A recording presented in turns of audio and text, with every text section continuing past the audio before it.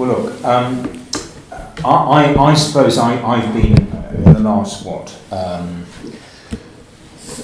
7 years, I have been on a journey, having left the SWP in 2010, and then left Counterfire in 2014. And although the book was written to try and bring the real tradition of the Russian Revolution to a new audience, it was also, for me, a re-engagement with the tradition of Lenin, the Bolshevik Party and the Russian Revolution, in the light of the experience, I suppose, of post-war British Trotskyism and perhaps post-war Trotskyism more generally. Because what is clear is that none of the very many Trotskyist groups which have emerged in the post-war period have succeeded in building a mass revolutionary party. If I talk about my own experience, the SWP was a fair attempt to achieve that, but I think its maximum membership was probably only ever 4,000 or 5,000. And that actually is only a fraction of the size of the British Communist Party in the 1930s, 40s, through into the 50s, I think. And that clearly suggests that model of party building doesn't work. And the model, the SWP's model, and the model of Trotskyist groups more generally, is based upon, I now think, a caricature of what actually happened between 1903 and 1917. I think the idea that a party of a new sort was being quite deliberately constructed, and there was a theoretical framework developed by Lenin and his close collaborators that was then driven through. I think that's essentially false. I think Lars Lee's work on this, although overstated to a degree, is essentially right, where he's arguing that what is to be done, which is the key text, is taken out of its wider context, and in particular certain passages of it, and it's not very much of it actually, certain passages have had a whole edifice built upon them, the whole edifice of democratic centralism as a new model of revolutionary party. And there's a traditional narrative that there's a new kind of party, it's a revolutionary party, it's highly centralised, it's formed of people who are in some sense professional revolutionaries, it is a combat organisation in the class struggle, and it engages in what has occasionally been called the primitive accumulation of cadre, and creates a critical mass which enables it to play a decisive role in 1917. I think most of that traditional narrative is false. I think it's worth saying, and let me sort of start by saying that the whole concept of, I don't know where this phrase originated, the primitive accumulation of cadre, but the primitive accumulation of cadre has never actually created a revolutionary organisation of any size. What's invariably happened is that one has had revolutionary currents emerging in much larger formations. That's actually what has happened in practice. And the Bolshevik Party is an obvious example of that because it was a faction of the Russian Social Democratic Labour Party. And 1903 is a disagreement, but there are a whole series of other disagreements between Mensheviks and Bolsheviks along the way. There is no final, definitive, irrevocable break until we get into 1917. There are a lot of areas of Russia where the Mensheviks and the Bolsheviks are still meeting in the same room during the revolutionary year. The Bolsheviks are a grouping within the Russian Social Democratic Labour Party. And I think there is a degree of centralism about the Bolshevik operation, but the centralism is this. What Lenin, it seems to me, is insisting upon is that certain basic socialist principles be adhered to. And I think he sees the German Social Democratic Party as the basic model for socialists all over Europe, right up until certainly 1914. And if there are Russian characteristics to the attempt to build such a party, they are a reflection of the police repression inside Russia. There is, of course, repression in Germany too, but it's a very different environment within which the German Social Democratic Party is operating. The Russian Social Democrats are operating under extreme police repression, so the way in which they have to operate is shaped by that. And I think that the Lars-Lee argument is basically right, that what is to be done is talking about how you build an organisation which aspires to be the Russian equivalent of the German SPD in circumstances where you have very high levels of police repression. The centralism is concerned with building a current in Russia around a set of agreed and inflexible socialist principles, and that's why the paper is so central. It's why Lenin is so, Lenin comes out of his Siberian exile in 1900, wherever it is, and he's absolutely committed to this idea that you create a paper, and that the paper is then actually creating and disseminating a body of ideas that begins to bind together the very disparate groups that make up the Russian Social Democrats. And that paper, of course, he does talk about that paper then becoming a scaffolding, and he's talking about the way, the whole mechanism that you create for smuggling the paper in and then distributing it across Russia and so on. But there's no sense at all in which you have centralism in the sense in which it's sometimes been, I think, applied in post-war Trotskyist traditions. And I speak, thanks for this, and having Chris Nyman on the telephone telling me what the priorities are or whatever. And of course, Lenin, stuck in Zurich, is not on the phone to the Baku oil workers or the Moscow textile workers or the Putinov engineering workers. These mechanisms simply don't exist. So centralism doesn't mean leadership telling people what to do. What it actually means is a leadership that's disseminating a body of ideas grounded in socialist principle, and that's what's actually building the movement. And Lenin, of course, pulls around him, and his collaborators, they pull around themselves the best of the activists on the ground, because they have the hard politics. So much of that network, that scaffolding, which has been created around the revolutionary paper, adheres to Lenin's faction inside the RSDLP. And then if we look at the party in the revolution, and of course when there's revolution in 1905, 1906 and then in 1917, Lenin says what we have to do is throw the gates open and welcome everybody into membership of the party. And then it's all about democracy, because you're now operating in the open and you can be democratic. And he's often railing against the old guard activists of the underground who are wanting to restrict access to the decision-making processes of the party.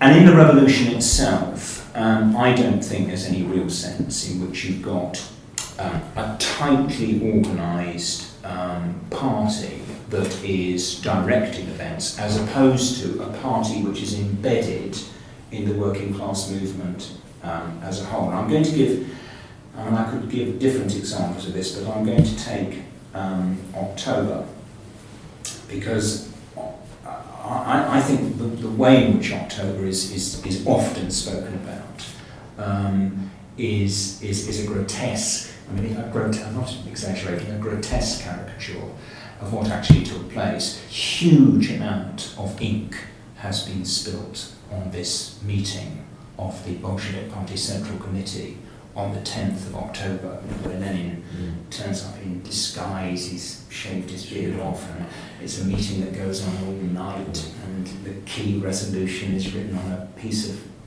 child's notepaper with a blunt pencil, all that kind of stuff. As if this is the moment when the decision is taken to launch the armed insurrection. In actual fact, what happens after the 10th of November is the rouse on the Bolshevik Central Committee, or among the members of the Bolshevik Central Committee, Committee continue to rage in the next 15 days. Zinoviev and Kamenev famously are never really reconciled to the idea that the time has come. But actually it doesn't matter. It doesn't matter that the Bolshevik Central Committee is having an internal row and most of its members have got absolutely nothing to do with organising the insurrection, because what's actually going on is it's happening anyway.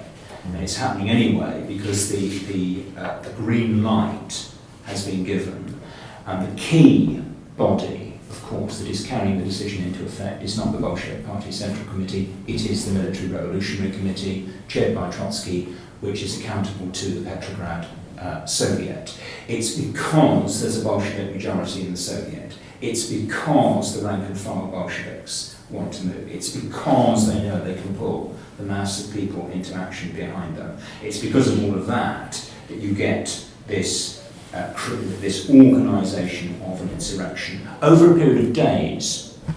And it's not just, the storming of the Winter Palace, 25th, 26th of October. It really begins on the 20th of October, when Trotsky takes control with his close collaborators of the Military Revolutionary Committee, and then a series of things are happening over the next few days, including, most importantly, there are mass meetings, I think it's on the 22nd of October, mass meetings across Petrograd, which Trotsky says is has the largest turnouts of any day during the revolution, when you get huge numbers, unprecedented numbers of people pouring into meetings of the Soviets in their factories, in their districts and so on, in the barracks and so on, and effectively giving their own leaders, their own representatives, the authority to carry out the insurrection. So I think, if you look closely at what is happening in October, this is, what is it? It's an explosion of mass participatory democracy from below that reaches this moment of mass collective decision that is then translated into the seizure of power. Now that's sort of one nest of issues, and here's a second nest of issues, and then I'll stop and we can all chip in. The second nest of issues is this. The Bolshevik Revolution, the Russian Revolution, if you boil it down to its essence, is about two things. It's about mass participatory democracy, which I've referred to already. It's about this explosion of self-empowerment, of collective empowerment of working people, and then moving into action to begin to reshape their world. It's about that. And it's about internationalism, absolutely fundamentally, because the Russian Revolution, or the Russian revolutionary forces, the Russian working class, which is leading the revolution, is a relatively small proportion of the population of Russia as a whole, and the Bolshevik leadership is absolutely clear that, Lenin says this again and again, our revolutionary movement is just one contingent in the world revolutionary, into the world socialist revolution. Now, I don't think, we all sort of repeat that, and faithfully repeat it, it's about democracy and it's international and so on, but I don't think we've really properly, or often we don't properly work through the implications of that, which are actually dire. They're actually dire for the Russian Revolution, if the revolution doesn't spread. And we don't really follow it through, I think partly because we have a tendency to look at the Russian Revolution as an 8-month sequence of events between February and October, with February as a beginning and October as an ending, in some sense. And it's not really like that. If you look at the way in which Christopher Hill talks about the English Revolution, he sees the whole sequence of events between 1640 and 1660, really, as part of the revolutionary process. It's a 20-year period, and there's a period of ascent where the revolutionary movement is growing, it's becoming more radical, it's driving things forwards, which comes to a climax in 1649, with Pride's Purge, with the trial and execution of the king, with the Lebanon mutinies. And then it's in a period of descent from the breaking of the Lebanon mutinies in the spring of 1649 through to the Restoration. And French historians talking about the French Revolution often look at the French Revolution in the same sort of way. So if you, Georges Lefebvre's History of the French Revolution traces it from 1787, certainly 1789 through to 1799. And you could argue that it's not really a complete process until we get to 1814, 1815. In other words, the revolutionary process is an extended process. And what's happening in both of these classic bourgeois revolutions and a lot of other revolutions, actually one can think of a lot of other examples where this applies, is that counter-revolution and counter-revolutionary war has the effect of radicalising the revolutionary movement. So in the case of the English Revolution, it's the outbreak of a second civil war in 1648 that brings the English Revolution to its climax. It is the beginning of a counter-revolutionary war supported by foreign powers in 1792 that drives the French Revolution towards its most radical form in year two. With Russia, it looks very different, doesn't it? Because between February and October, in that 8-month period, you have the revolution reaching its highest point at an incredible pace, probably because the Tsarist regime is so completely hollowed out, probably because the economic and social and military crisis is so deep, probably because the bourgeoisie and other forces that might try and fill the space created by February are so politically and socially weak. For all kinds of reasons that we could talk about, the process unfolds at an incredible pace between February and October 1917. And although there is a counter-revolutionary attempt, of course, in August, it's abortive. Serious counter-revolutionary war doesn't begin until the middle of 1918. And then it plays out quite seriously through 1919 into 1920. There's some fighting still going on in 1921. So you have a counter-revolutionary war supported by the foreign powers, which is going on through this period. And by that time, the revolution is already descending. It's not ascending. It's not rising to a climax that's already happened in October. It's actually already in its period of descent. And in the face of this military crisis, which is also an economic crisis, because the economy has collapsed, they estimate that in 1921, production in the sort of industrial production in Russia had collapsed to about 15% of what it had been in 1914. So there's a military crisis. There's a phenomenal economic collapse. There is therefore a social crisis. A social crisis which has the effect of emptying the cities. I mean, people cannot keep warm. They can't feed themselves. The cities shrink dramatically in the course of the Civil War. People basically go back into the countryside where to find some means of support, which of course further undermines the industrial decay.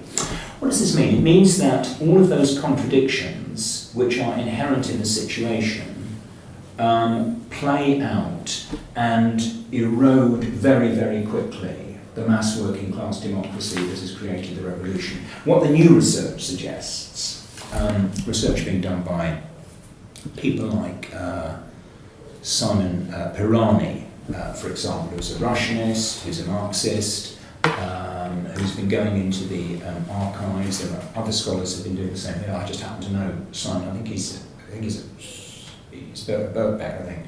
Yeah, certainly spoken here. I mean, if you look at what his work is revealing, he's identifying that there are already in 1918 there are grotesque distortions of democracy which are forced on the Bolsheviks, because what they're actually trying to do is to hold the thing together and grapple with contradictions. And what are the contradictions? The contradictions are that you've got a very, very small working class, and a large part of that working class simply gets absorbed into the army and gets absorbed into the administration.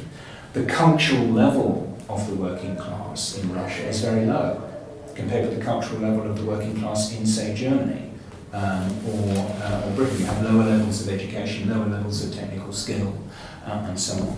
You have this great sea of peasants who are incredibly impoverished, and of course, completely understandably, want to hold on to the land which they've now got.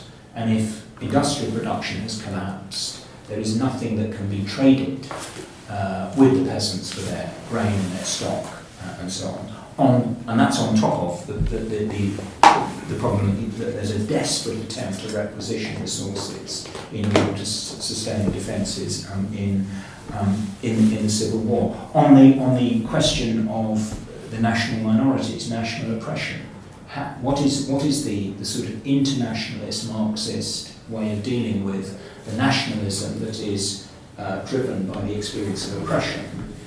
You counterpose to that proletarian internationalism, which is based on using the resources of an advanced economy to develop the underdeveloped parts of the world that you're responsible for. So you seek to lift people up as a way of undercutting the appeal of nationalism among the minorities. All of these contradictions are playing immediately after the Bolsheviks have taken power. So what is actually happening is that there is a process of decay, of descent from the revolutionary high point, which is October, which begins almost immediately and takes us to that moment in 1927, winter of 1927, 1928, where the revolutionary process comes to an end.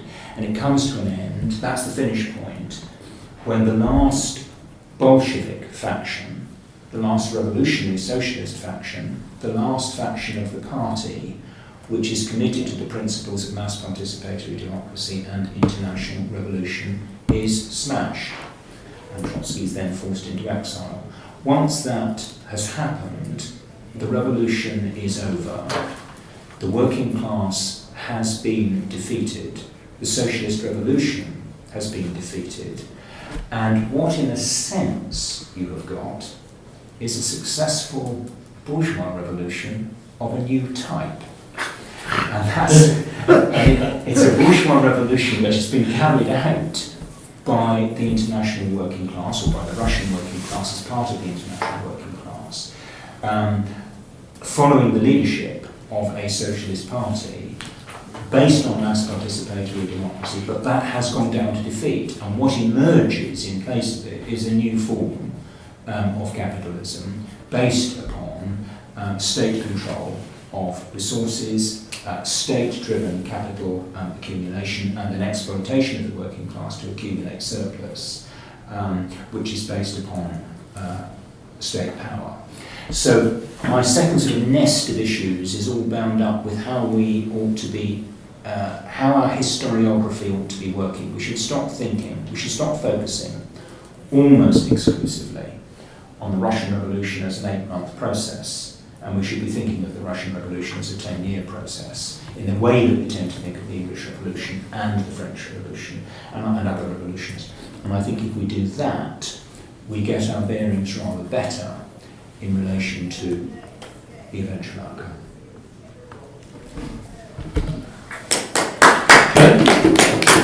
Thank you.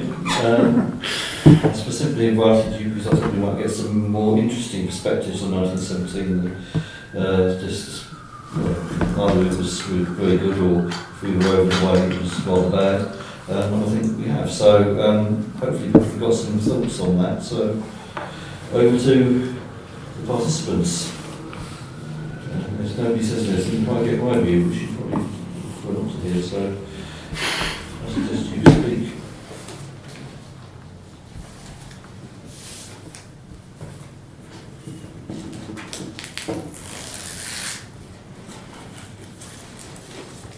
Yes. we can either start at the beginning and move backwards, or start at the end and move forwards. We do a sort of timeline. So I presume the People's History is a sort of parodic joke on Chris Harman,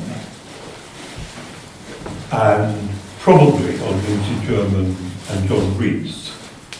So there's possibly a chunk of what's happened in very recent time, which is flavouring the contribution.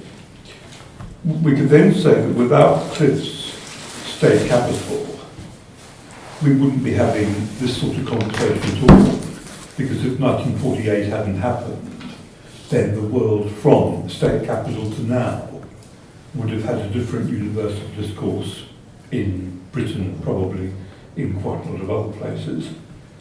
If Trotsky hadn't got a really bad cold in 1923, we just can't tell what would have happened. He seemed to bottle it. Now, I think it's always a serious mistake to nail people's hands to crucifixes. But because he wasn't a member of the Bolshevik Party during the whole period that Neil's been talking about, the fact that he came to such influence in such a short period of time, it is a sort of eccentric description of history. And the fact that he then caught a cold in 1923 is one of these deeply puzzling things. And I think it's all that we shouldn't put. I was accused once of being bumptious, and I was accused on another occasion of, I've even forgotten the word I was accused of on that occasion. And then if we move back to 1903, we're clearly dealing with the question of the role of the party in a situation which is very different from what had happened around people like Luxemburg and Leibniz and Bernstein and Uncle Tom Cobley and all. And if we then move forward, we say, well, in the 1890s, a load of people knew what they were doing, in some sense or other. 1914, that whole pack of cards fell apart, and nobody knew what they were doing. And various people busked it as best they thought they could under the circumstances. And I think that's what gave birth to a lot of what is now the story. If we get to 1917, 1918, I think we suddenly have to deal with questions which are relatively factual, like what happened in Finland. Was Finland given its independence by a vote of the Central Committee of the Bolshevik Party? Did people in Finland seize their independence? Did the same sort of thing happen in Tallinn? And I caught the hard point of this at a seminar at Kingston a few years ago, where somebody was talking about a woman called Dora Gordine, whose statues were all inherited by Kingston. And this bloke comes along with a story that the Bolsheviks invaded Estonia. And I said no. Trotsky was in favour of invading Estonia, but the Bolshevik Central Committee voted against it, and it didn't happen. What in fact happened was a white German army attacked Tallinn, and this inverted commas historian hadn't even heard of Churchill's Baltic Fleet, never mind Augustus Agar BC, who was my newest contribution to this event. And what then brings us up to date is that there are a whole load of events going on around the Russian Revolution. There's one in the Design Museum, there has recently been one in the Royal Academy, there's recently been one in the British Museum, there's one in the British Library, and there is indeed even a celebratory special edition of the Institute of Historical Research's journal on research in the Bolshevik Revolution. So it seems, I was talking for as long as Neil did now, it seems to me what's central is to try and work out a story line in order that you can join the bits together in order to have a much more forceful argument with people who are taking positions of ideological dollar apparatus, because there's a new generation, 2 new generations younger than me, who will not have heard of any of these stories, and they need to be told them. and they need to be told them with the proximity of the moment that they're engaged with. And you can never tell beforehand what that moment's going to be. But it seems to me to be there needs to be a backwards-looking linearity and a forwards-looking linearity. Because I think the first time Neil and I were engaged in this was in writing a pamphlet called Striking Against Apartheid. Yes. And then we suddenly discovered that somebody or other had decided the armed struggle was a really important thing. And nobody explained to us why Striking Against Apartheid wouldn't be reprinted, because it was now the armed struggle. And so our puzzlement on these things has gone on for a long time. But the point, I think, still remains that there has to be an organisation. And you can't invent and build an organisation from absolute scratch. The individuals will come and go with ships in chains, but there has to be an organisation. And how much one contributes to it, the engagement in that organisation, is a separate question. But I think there has to be an organisation, and if there wasn't one, I hate at this stage of my life to have to think I'm going to start building one from scratch. Do you want to respond to any of that, Neil? Or should we... No, I really enjoyed that. Yes, no, Let's see. see. That's when you want to respond to it now. All right. What I would say is, And that was done extemporaneously, right? I Yeah, didn't yeah, have time to prepare it. yeah. No, well, can I say first of all, what a great pleasure it is to meet John again. God knows, last time we met, eons ago.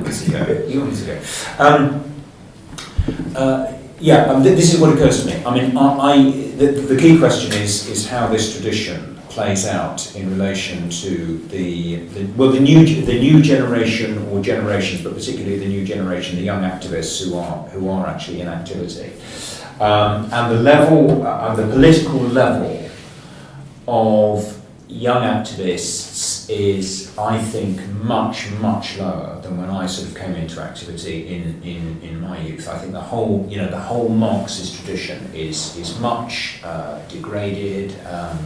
The whole situation is much more fluid among the young activists and so on. And that's one of the reasons why things are going up like a rocket and coming down like a stick all the time. There's no real solidity to the things that are sort of emerging in youth struggle. Now, there's a whole load of things we might want to talk about. What sort of party do we need? What sort of organisation do we need? But let me just say this about Russia. It seems to me that the celebration of mass participatory democracy and the potentially transformative power that it represents is exactly what we should be carrying to the new generation, because that connects completely with where they are. But what we also need to do at the same time is to explain why it went down to defeat. And I've done sort of book launch meetings, bigger ones than this, where there's been a broad kind of range. I haven't done many with young people, I have to say. They've generally speaking been sort of older people, trade union meetings and that kind of thing. And quite often there are completely unreconstructed Stalinists in the room putting the old line. They're still all out there. Now, this day and age. That is just poison. It's absolute poison in terms of young activists. And the idea that in some sense what is unfolding in Russia in the 1930s has anything to do with socialism whatsoever is an idea that needs to be broken. If that tradition, the tradition represented by 1917, is to connect with young audiences. So I suppose what I'm saying in a roundabout way, and I'm not sure whether John was implying that this is what needs to be done, but he might have been. I'm reflecting on this now, I think the mistake with this is that it's only about 1917, really. And what actually needs to happen is somebody needs to write a long, popular account of the Russian Revolution that takes the story from 1917 to 1928, so that we actually view the entire thing as a process where you can celebrate the extraordinary transformative power of mass activity, but you can also explain clearly what it is contingent upon and what is guaranteed to destroy it. Because of course there is an enormous difference between then and now, which is that now the working class is infinitely larger, it's completely international, has a much higher level of education and culture and skill. It's much more, its social weight is so much greater than its social weight and its cultural weight in Russia in 1917, that working class revolution today has a capacity to transform the world that would be infinitely greater than that facing the Russian proletariat in 1917, and that all needs to be part of the story, how you tell the story of the Russian Revolution, I think. Go. I'm sorry I came late. Named Dave Shepherd.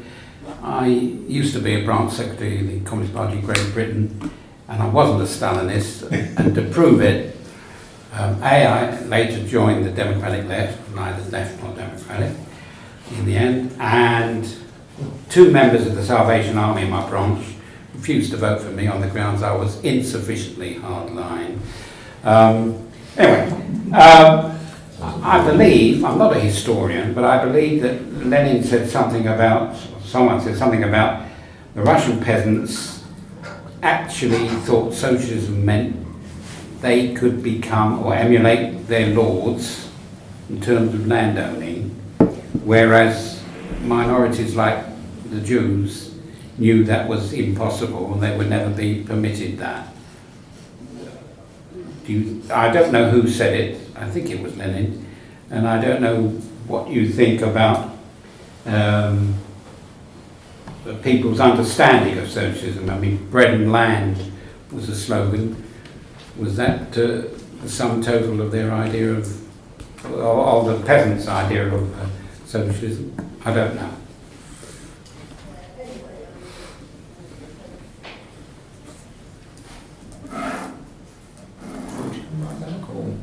No, it's up to you. That's a good question. There's somebody here, go on. Yeah. In your introduction, you didn't actually mention the impact of World War I on the whole situation. Is that significant? You don't think it was that important? Because I think it probably was, in terms of how it reaches its crescendo very quickly, if you like, rather than actually a long drawn out revolution, which could have taken longer to actually come to its full fruition, and whether that was actually sowed the seeds of its own defeat as well. Yeah. By actually reaching its crescendo too soon, without saying it's actually, shouldn't have happened at all.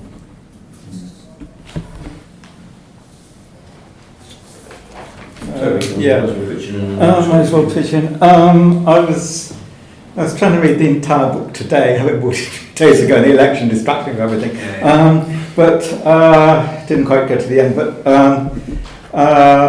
in terms of the First World War and its impact on other countries, as far as I understood, I haven't got to the end. You seem to say 1921 was the end rather than the German October of 1923, which is sort of traditionally has generally been seen as the end of that epoch, sort of 1917 to 23, as the window within which the spread of the Russian Revolution to Western Europe in general and Germany in particular could have occurred.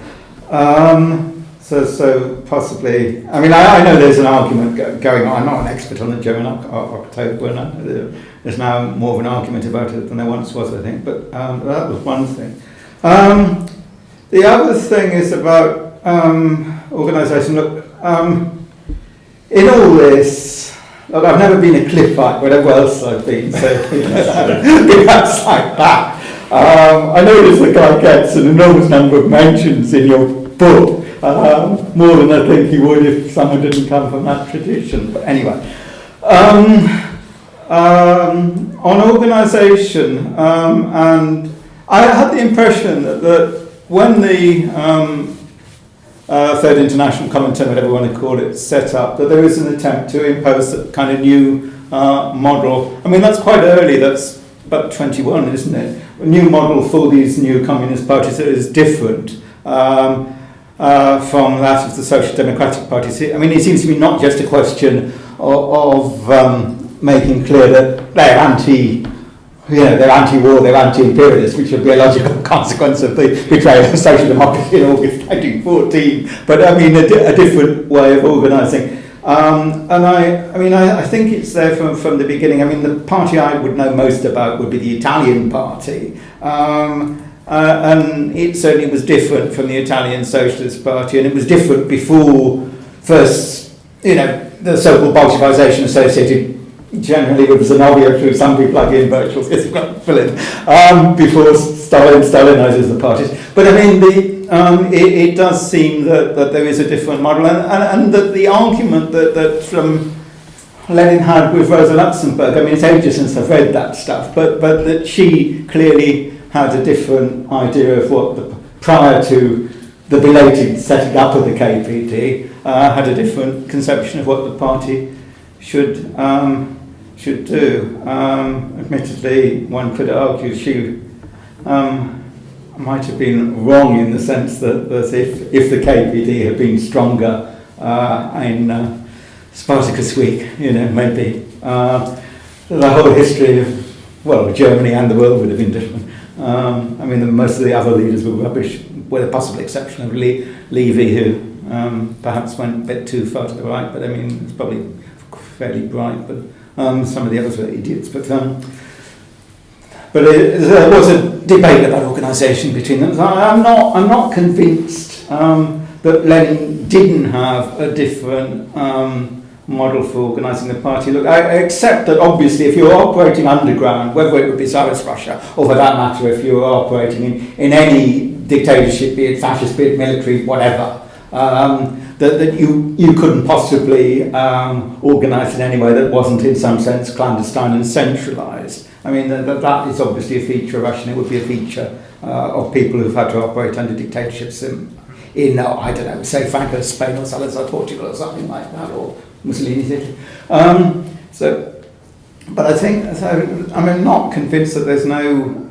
also now, at the moment, I haven't read the latest stuff from Lars T. Lee, where he's trying to claim that Gaffer is trying to claim that the April theses aren't important, and that somehow Lenin did not become a Trotskyist in April 1917. Well, I mean, I will stick to what I believed all my life in, thinking that there is a distinct difference, and that he may not choose to say that he's adopting permanent revolution as distinct from the democratic dictatorship, the proletariat and the peasantry, but that there is a difference, and that there's a massive argument about it. I mean, I was covered the latest last year, there was just a minor little ding-dong. Well, there's a massive argument in the party when Lenin comes back. I mean, they've censored letters from afar, and then there's a massive argument over the April thesis. So, on that, if I've got the hang of what Lars T. Lee's been saying lately, as expounded in the weekly work, I'm afraid I didn't have a chance to actually read it again in election. But I've seen critiques of it from orthodox Trotskyists who want to defend the line we've always taken about the Lenin becoming a Trotskyist effect over permanent revolution in April of 17. So I'll leave it. I'll more or less leave it there. Look, I don't accept your analysis of the Soviet Union. It's not that I'm saying it's wonderful, but I would still see the events of 1989 in Eastern Europe and 1991 in the Soviet Union as counter-revolutions, and those states as having been bureaucratically degenerate or deformed worker states. And I don't see them as state cap, but I mean that's part of me never having been a Cliffite. I'm not trying to defend Stalin, I mean, except that the regime that was there, particularly from 34 to 53, was one of the most vicious things in the 20th century. Okay, thank you, Toby. I've made a note that you're not trying to defend Stalin. Do you want to come back and say that? Yeah, I mean, you're right about the First World War. I mean, the reason I didn't talk about it was because the nature of the meeting really wanted to focus on those things that are likely to be controversial among a group of people, as I assumed it would be, who are been on the left for a very long time. What I will add to what you said about the First World War is that I think that the impact of modern industrialised warfare on Europe was absolutely traumatic between 1914 and 1918. There had never been anything quite like this before. And that is, I mean, I talk about this elsewhere, about there is a qualitative shift where you get effectively you get the industrialization of killing, which and a new paradigm of war has been established by 1914. And then between 1914 and 1918, you get an experience of war which is without precedent, and the impact is absolutely massive. We're sort of used to the nature of modern industrialised warfare. This was an incredible shock for the whole of European society. People had no conception that it was going to be like this. They had a kind of, an Edwardian chocolate box idea of what wars were like, where it's people in brightly coloured uniforms with flags, and they would go off to exotic places, and they would fight a war and it'd be a battle and then they'd come back. I mean, people really did believe it was going to be over in 6 weeks or it was going to be over by Christmas. That was a widespread popular perception. So there's no question at all. And of course it breaks in Russia first, largely because Russia is one of the most backward, it's the most backward of the great powers. So the impact of modern industrialised warfare is greater. That society has fewer resources for absorbing it. So of course it's central. And I think there is a research question, really, I suppose, for us, which has been there always. Do you need something as traumatic as that, which is literally tearing society apart before you get a level of social crisis, which means a revolutionary outbreak of the nature of the Russian Revolution becomes possible. And I'm sure the Russian Revolution unfolds so quickly because of the traumatization of the war, because of the losses, because of the privation and so on. So the whole social crisis is already very, very extreme inside Russia when the revolution breaks in February. And the idea that the bourgeoisie is going to be able to continue the war is absolutely, is absurd and is absolutely, fatal. It was an extremely incompetent bourgeoisie, as much as anything, in 1917. I agree with Toby's point about 1923. Yes, I think you're still in a kind of international revolutionary crisis up until 1923. I wasn't aware that I'd implied it was only until 1921, but maybe that is implied somewhere. Let me come back on this two things in just a little bit more detail. The question about the relationship with the peasantry. You see, peace, bread and land is not socialism. What peace, bread and land is a set of transitional demands to make a revolution.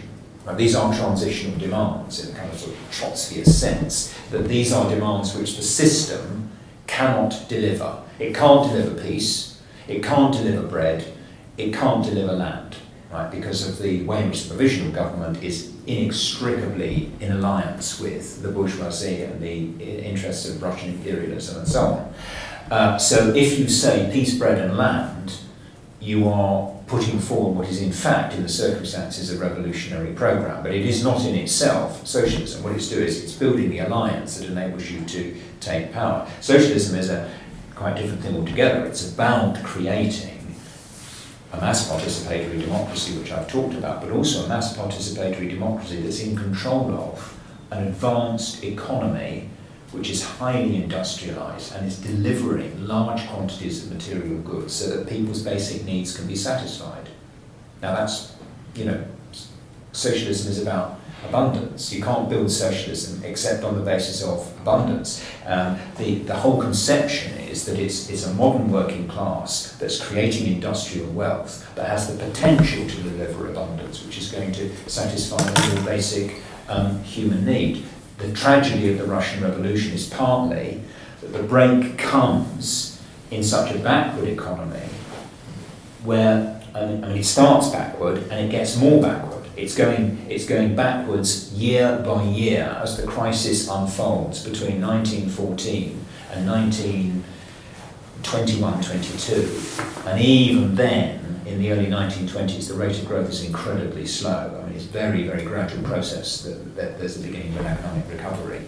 Now, the problem with the relationship, so Lenin creates a political alliance between the working class movement based essentially in the cities and the peasantry, but that alliance isn't the basis for socialism. That alliance is the basis for taking power and then hopefully spreading the revolution and hopefully building a modern economy that can win the peasantry to a different perspective on how they advance their own interests. But the only way you can do that is by providing an abundance, which means that there's you can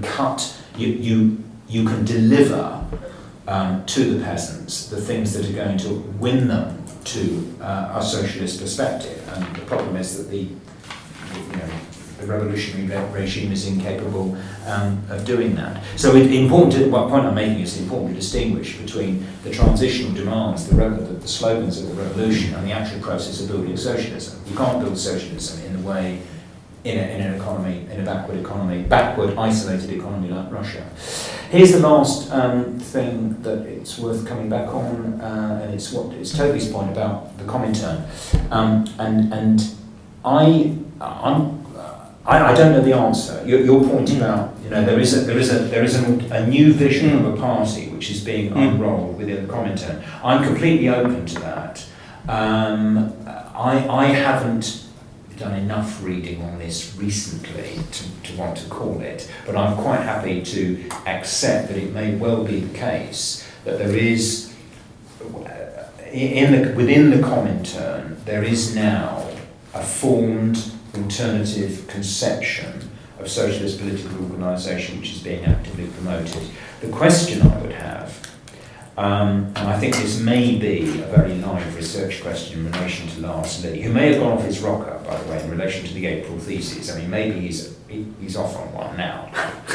But the basic observation about what is to be done, I think, is very convincing, because I reread the whole of What Is to Be Done. I read Lars Lee's 800-word thing on it, and then I thought, well, but I reread the pamphlet. I reread the whole pamphlet, and what I realised when I reread it is he's absolutely right, that Lenin is not setting out in this pamphlet an alternative vision of how you build a party. He's talking about a series of completely practical things that you have to do in the circumstances, but most of the time he's banging on about the various heretics that he's arguing with inside the socialist movement. The people who've got the wrong line, the deviants. He's not setting out in What Is to Be Done. What Is to Be Done is not a pamphlet that says this is what the party should look like. This is your kind of manual of how you build a party. It's not that. It really isn't that. Now, if it's the case that something like that exists within the Comintern, the question would be this, totally, I reckon. Is that a generalisation from the circumstances of the emergency regime which come to exist in Russia from end of 1917 through to the early 1920s, when it's a revolutionary Comintern? Have you got a generalisation of the experience of the Bolshevik emergency regime then being understood as an alternative kind of party that's then being rolled out as a model for everybody else? I would have that question, because if it is that, then that is part of this process of degeneration, where there is a hopeless confusion now between the nature of the party state embryonic bureaucracy and the party state bureaucracy that's emerging, a confusion between that and what we actually mean by socialism based on a mass participatory democracy and a revolutionary party that has to be completely open and democratic. But I have that as a kind of question because I don't know what the answer is.